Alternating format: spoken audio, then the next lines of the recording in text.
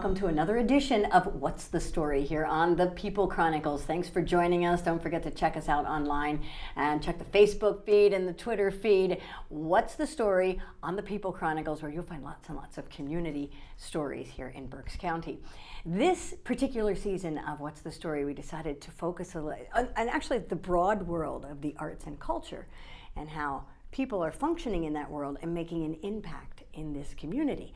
That having been said, Cara, I saw an article, and you and I were just talking about this. Cara Wojciechowski is with us. Thank you for taking the time to join us. Thank you for having me. It was my pleasure. It is. I saw an article, and I don't know if it was a press release or if it was in Women to Women magazine, but it was about you. And I had met you a couple years ago when you were playing Christmas carols as they were lighting the tree here in downtown Reading. And I thought, Mom, look at her go, because it was about you doing music therapy at Tower Health. Yes. And it really caught my attention. I thought, there is a young lady who's taking her talent and really giving back and making a difference in this community. And as I was sharing with you, there's the theme of What's the Story. You came here in rather a bit of a hurry from work. Tell me what was going on. I did, and I had been talking to Joe and said, I had every intention of looking all nice and dressed up, and here I am in my work clothes because we had quite an emergent situation this morning where a patient came in with asthma, and she was very calm. I did a session with her, and she was nice and calm. We did some visualization of trees and deep breathing, and that was helpful because her breath wasn't quite regular enough. She wasn't taking deep enough breaths to get oxygen circulating. So, I worked with her and I left, and then I came back onto the unit a few minutes later, and things had taken a different turn. She wasn't breathing well. There was talk about transferring her because it just was seeming like things were getting a little more acute, a little more emergent. And so some procedures needed to be done, some blood needed to be taken in order to make sure everything was going okay and to check in on why this was happening. And the difficulty with this, with adults too, but really with children, where I'm focusing at Reading Hospital, is when you're getting a procedure done, your breathing speeds up. And when your breathing speeds up, you don't get enough oxygen through your body. And so I worked with this patient to do different visualizations, to visualize the ocean. And she said she loved Moana. And so I was like, yes, that's great. We can use ocean sounds. And so we used some deep breathing techniques and some ocean sounds. And I played Moana, How Far I'll Go, which I have memorized now from singing 8,000 times a day. And we did that together, and I asked her to close her eyes and visualize the waves and to picture the sailboats and picture the way that the waves flew over the water. And this type of visualization really helps to activate your mind in a different way, because things get really scary when there's lots of people in your room and you don't know what's happening and you're having trouble getting air in. I can't imagine what that feels like. And so this young girl was able to calm down using that technique, using an instrument I have called an ocean drum, where she watched the beads in this big round drum settle, and it makes the sound of the ocean. And so she put her hand on top during this procedure because she had to stay very still. That's really hard when you're agitated. And so she put her hand on top, and we moved it back and forth, and she watched the beads settle. And all of a sudden her breathing slowed down. Really? And all of a sudden she was taking deeper breaths. And what had once, we had trouble getting it the first time, we had to try again. And so after we tried this technique, it happened in 30 seconds and she was done. And then she was feeling better. She wasn't agitated anymore. It didn't feel as scary. Her family was involved. They were also listening to the ocean and asking her, they were with me focusing on the different breathing. And so she was able to recover faster then too. And so that's a lot of the work I do is, first of all, targeting needs, because I went in with a plan, and that plan went out the window because things always works. Right, exactly, with any craziness. So that plan went out the window, and I targeted based on her likes. That normalizes the environment. She loves Moana, so we used Moana. Play something that you might Sure. play so I can hear and get a sense of that. You said that you have her family there. Yes. So as I'm listening to that, you're not only helping the patient, but you're teaching the family skills that perhaps they could use. Exactly. That's great. You've got it. So part of it is helping to teach some techniques, because she has asthma. This is going to be a lifelong thing that she'll deal with. It's a chronic illness. And so teaching her these breathing techniques now not only helps in the moment, but helps them for future occurrences to maybe help an exacerbation.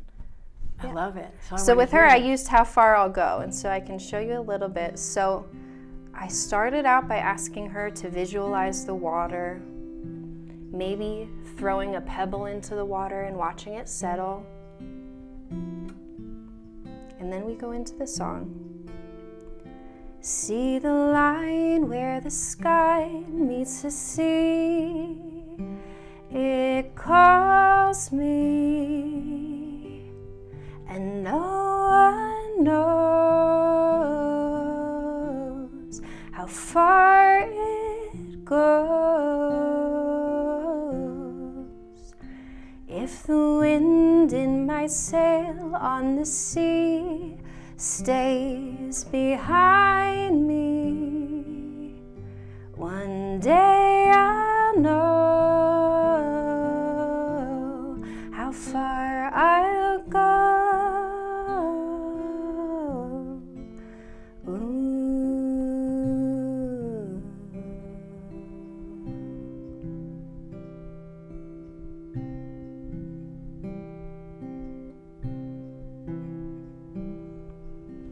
I'm calmer.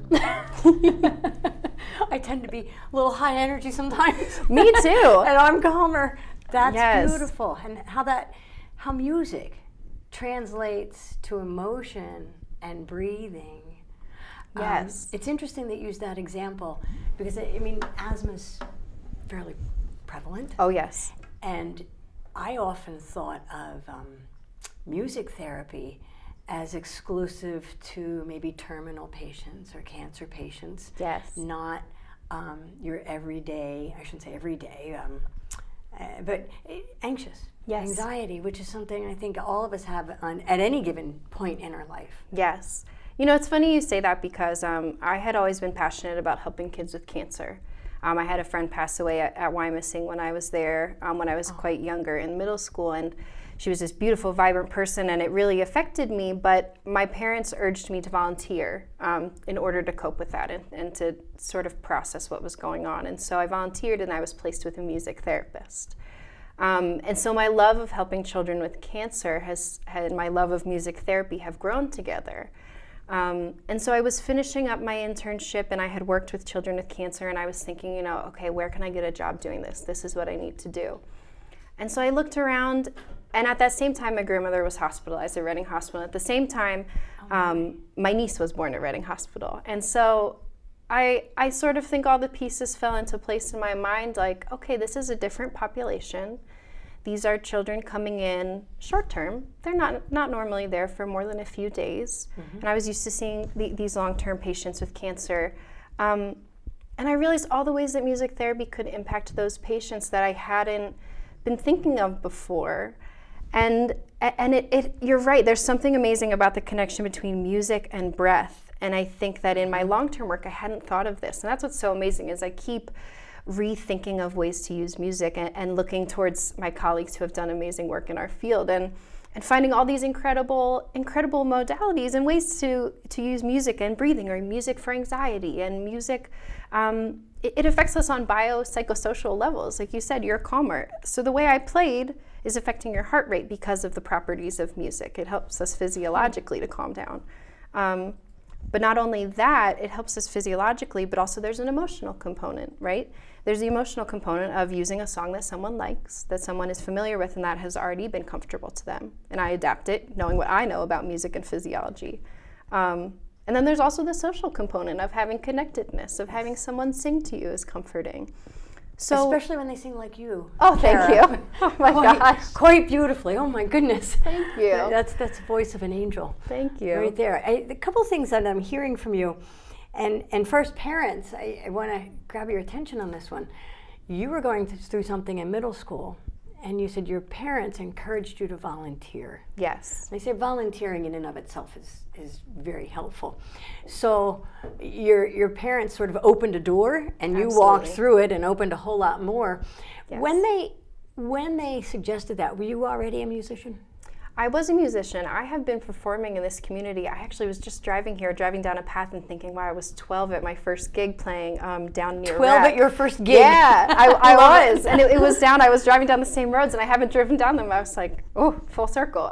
But yeah, so I had been a musician already. I had played guitar and sang. When you first started, what were your dreams? Were they to be a music therapist, or where were you going to go with your music? No, I wanted to be a performer. I grew up in Wyomissing, Taylor Swift hometown, and so I wanted to be like her. I wanted to be a country singer, and so I was set on being a country singer. I was going to be famous. I was going to perform for people, and then I got placed with this music therapist, and we were talking earlier and used the phrase repurposing gifts, and I sort of saw this new way to repurpose a talent that I had in me. I had always been a singer since I was born, and so I saw this way to use it for something different.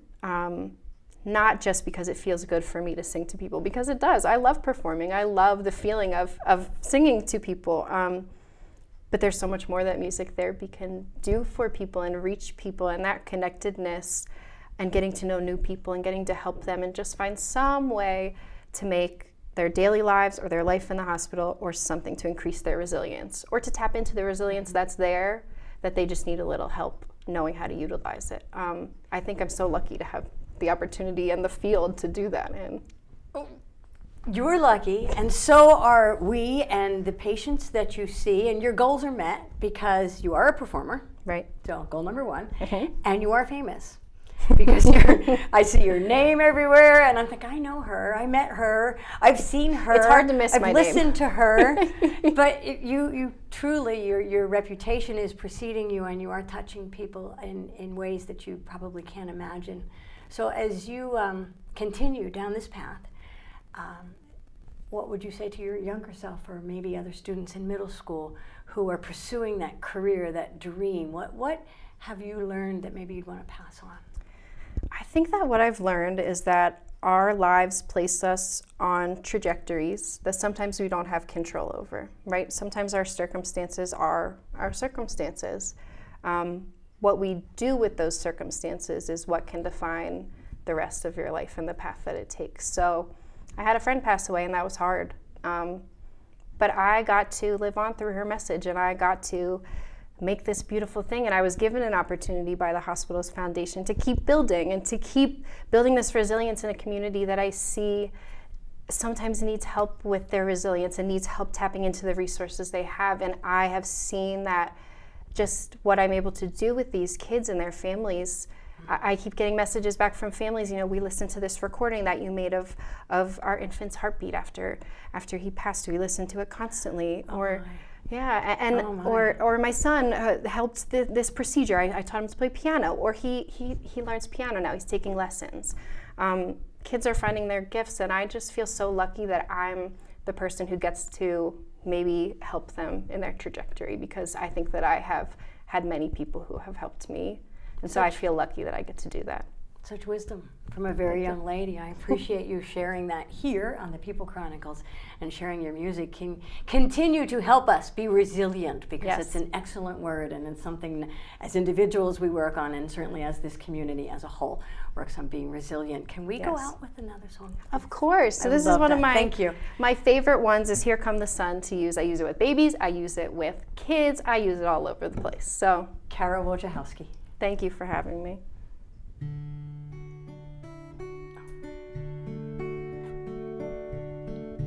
Little darling, I see the smiles returning to their faces. Little darling, it feels like years since it's been here. Here comes the sun, doo-doo-doo. Here comes the sun, and I say it's alright.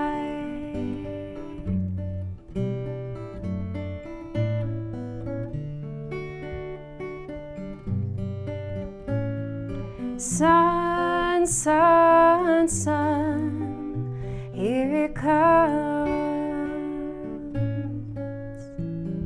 Sun, sun, sun, here it comes.